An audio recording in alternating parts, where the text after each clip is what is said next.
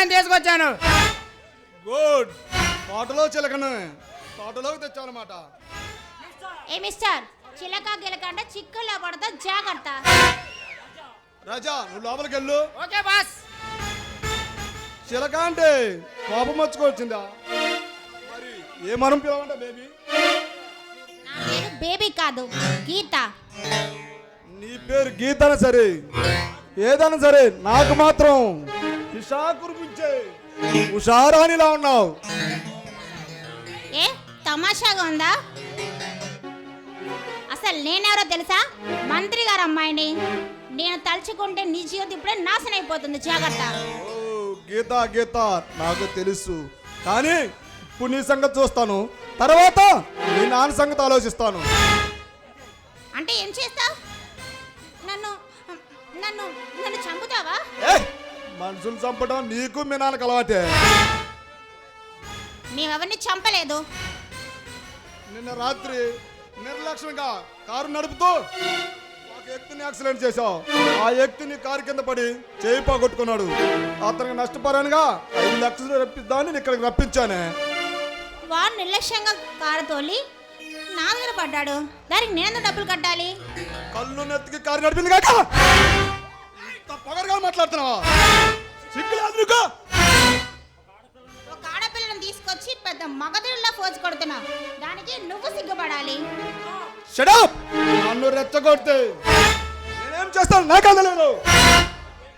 నువ్వు ఏమీ చేయలేవు, కానీ నేను తలుచుకుంటా నిన్ను కట్టకటాల వెనకలు పంపించగలను, జాగ్రత్త.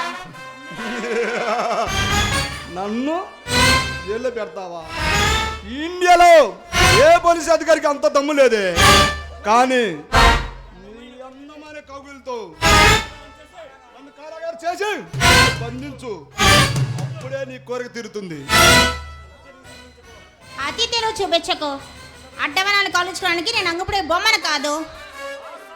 ఆ సంగతి నాకు బాగా తెలుసు, కానీ నీ అందం చూస్తుంటే నేను అమ్ముడిపోయాను సరే నిన్ను నా సొంతం చేసుకోవాలనిపిస్తుంది.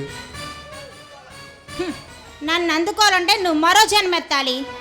అక్కర్లేదు, ఈ జన్మలోనే నిన్ను అందుకుంటాను. నీ ఒకరికొకరిగా రుచిస్తాను. నేల మీద ఉన్న ఆఫ్టర్ మనిషి నువ్వు, ఆకాశంలో ఉన్న తార నేను. నన్ను కనుక్కోవాలంటే అంత సీన్ నీకు లేదు. నువ్వు ఆకాశంలో తారవు కాదు, నేను అందుకునే సమర్థుని కాదు. నేను తలుచుకుంటే ఇక్కడే నిన్ను నా సొంతం చేసుకుంటాను. అంటే నన్ను నన్ను రేప్ చేస్తావా? నేను మనసు పడ్డ ఆడదాన్ని మనగాళ్ళలాగా మనసు పంచుకుంటా, కానీ ఒక రాక్షసుల్లాగా ప్రవర్తించను. మరేం చేస్తావు? అంత మగాడవైతే నన్ను బంధించి ఇక్కడికి ఎందుకు తీసుకొచ్చావు? నీ మూలంగా ఒక అబ్బాయి కూడా చేయి పోగొట్టుకున్నాడు. అతనికి నష్టపరాన్ని పెద్దని తీసుకొచ్చాను, కానీ నువ్వు సమాధానం తల్లతెక్క సమాధానం చెప్తున్నావు. నువ్వు అడగగానే నీకు డబ్బు ఇవ్వడానికి నేనే అమాయకురాలి కాదు. ఆస్తిని, అందాన్ని, అవసరాన్ని, మూడుటిని సంగరించుకున్న రాక్షసు దేవత నువ్వు. నిన్ను మంచిగాడే సమయం దాటిపోయింది. నీ దగ్గర డబ్బు ఎలా రాబట్టాలో నాకు బాగా తెలుసు. ఏం చేస్తావు? ఇప్పుడు నేను ఇంట్లో ఉన్నాను కాబట్టి నా ఒంటి మీద నగలు తీసుకుంటావు, అంతేగా నువ్వు చేయగలిగింది. ఈ సమ్రాట్ సమర్థని తక్కువగా అంచనేస్తున్నా డియర్. నీ నగలు తీసుకోవడానికి ఇక్కడ తీసుకోను, నీ ఇంటికి వచ్చి తీసుకుంటాను. నేను మనగాడిలాగా వచ్చి నీ నగలు దోచుకుంటాను. నువ్వు కనీసం మా ఇంటి గేట్ కూడా దాటి రాలేవు. నువ్వు అలాగా అనుకుంటా ఉండు, గదిలోకే కాదు నీ మధ్యలోకి వచ్చి నగలు సొగసులు రెండింటిని దోచుకుంటాను. 100 జన్మెత్తినా సరే అది నీకు సాధ్యమే కాదు. ఈ సమ్రాట్ సాధ్యంగా అనేది ఈ ప్రపంచంలోనే ఏది లేదు.